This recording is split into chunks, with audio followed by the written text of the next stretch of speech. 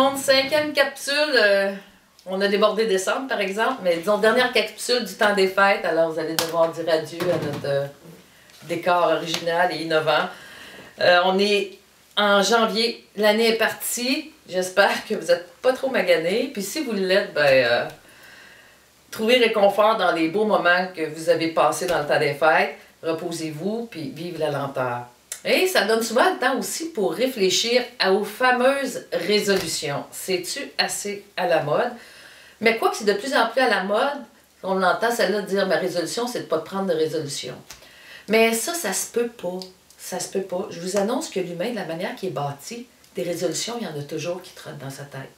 C'est des intentions, c'est des souhaits, c'est des appels à devenir plus. Puis pour ça, ben, ça prend, quand on veut élargir la conscience, bien, ça vient avec des questionnements.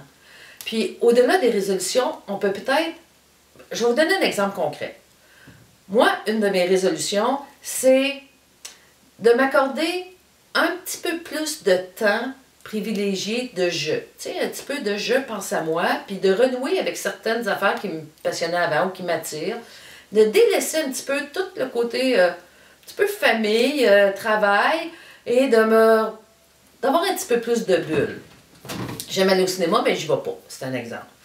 Je peux m'imposer avec rigidité cette résolution-là. Je pense plus à moi. Mais on sent la rigidité.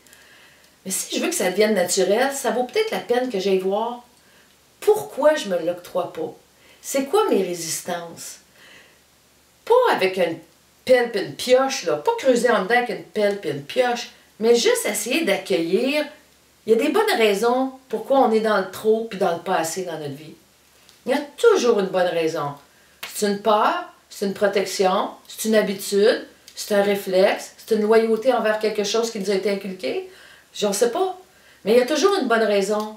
Fait qu'une résolution, si on veut augmenter les chances que ça marche, ça a d'affaire à être accueilli avec plus de douceur, plus de profondeur. De voir pourquoi c'est comme ça, à quoi je résiste, pourquoi j'ai cet élan-là. Puis c'est pas une psychothérapie, je vous parle là. C'est un accueil de soi. Puis ça s'appelle comment? Ça s'appelle mon plus grand souhait de l'année qui commence. Ça s'appelle la bienveillance.